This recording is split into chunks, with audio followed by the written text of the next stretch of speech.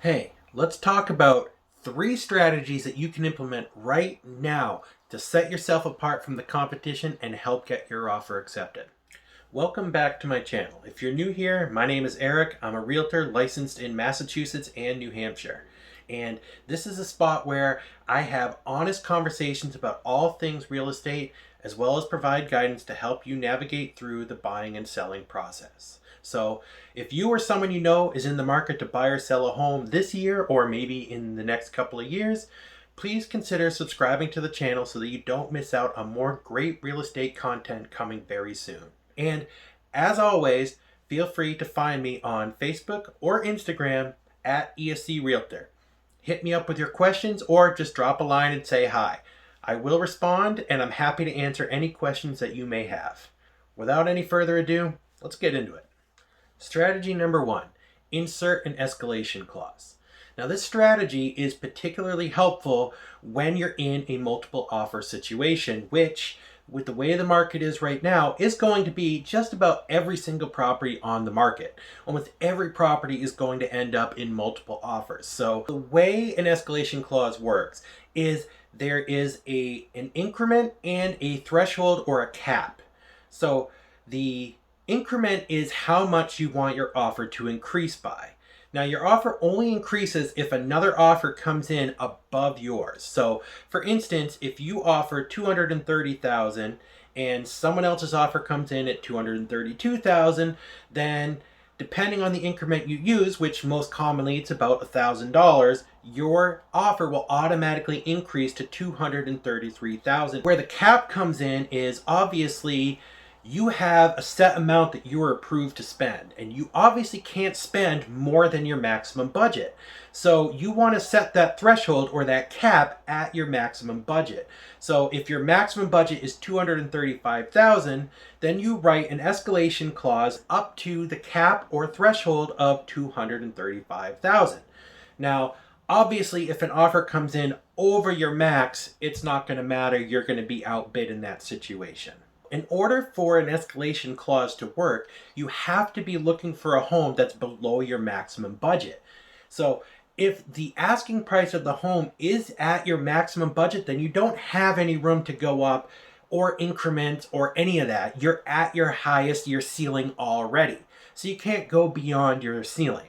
So if you are going to use an escalation clause, you really need to be looking at a home that is below your maximum budget so that you have that room to be able to play with the escalation clause. Having an escalation clause added to your offer can help set yourself apart from the competition and give yourself that competitive edge to get your offer accepted. It is important to note that price is not always the only factor that sellers are going to use to make their determination. You also want to make sure that your financing and your pre-approval are solid.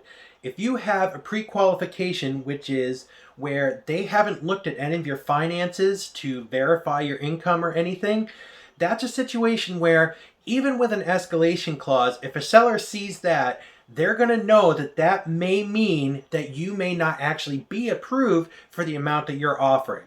So that can definitely be something that sellers are going to look for that can help derail your offer, even with an escalation clause. Just note, price is not always the only factor. You have to make sure your entire offer is strong, not just the price. Which segues nicely into the second strategy, which is to offer money to the seller to cover the appraised value of the home. As we've talked about, this market is extremely competitive and there are multiple offers on pretty much every single property. So what this means is, in addition to already having good prices or high prices, you're now also having multiple offers which are further driving up the price of homes. We are starting to see issues where some of these homes are going for so much money that the homes themselves are not appraising for the amount of money that people are offering on them. You can really only utilize this strategy if you have money in savings that you can use to pay towards the appraised value.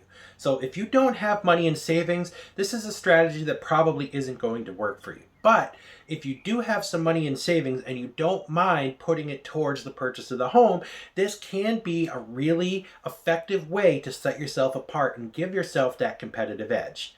Basically, the way it works is you want to figure out how much you're willing to pay towards the appraised value.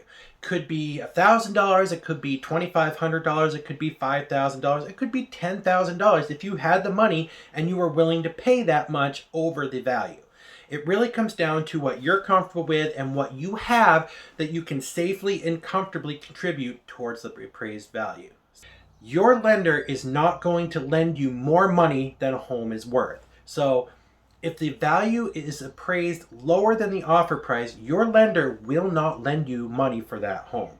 So somehow that money has to come up one way or the other. Traditionally, the seller would lower the price to meet the appraised value.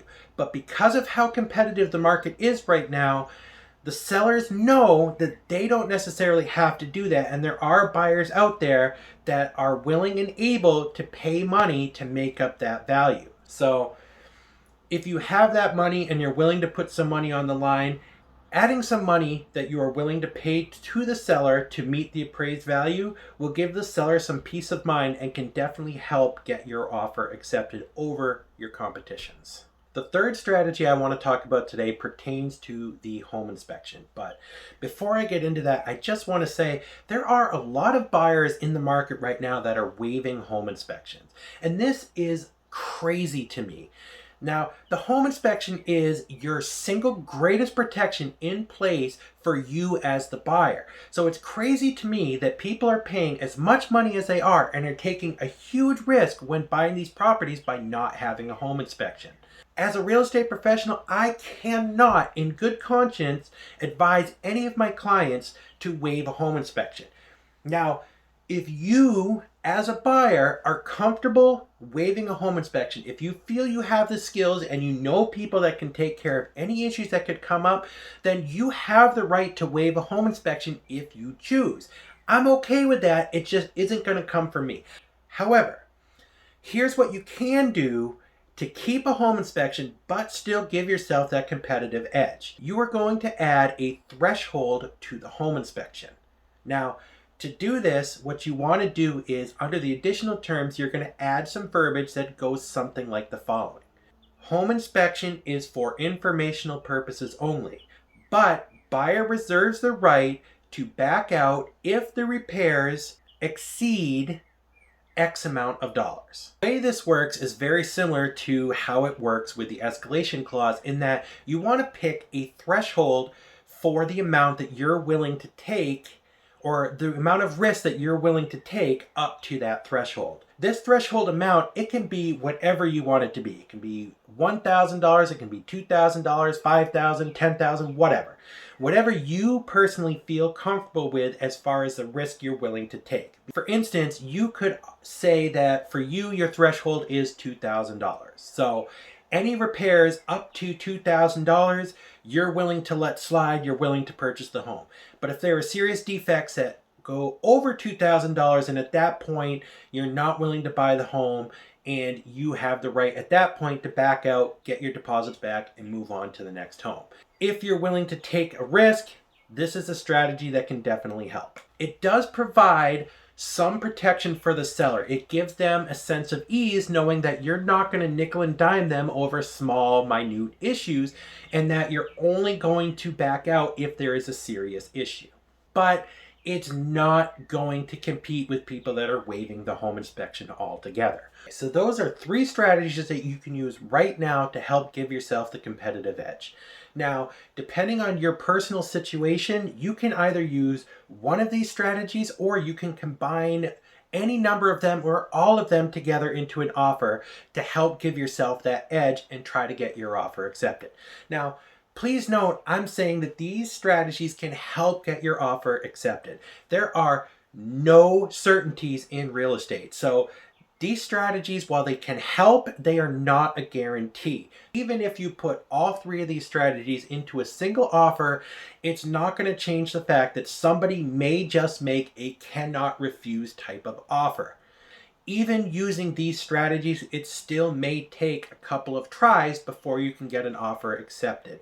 It's just the reality of the market right now. It's highly competitive. The supply simply can't meet the demand right now. I hope you found these strategies helpful. And if you are in the market right now, I really hope that these strategies can help give you that edge so that you can get your offer accepted.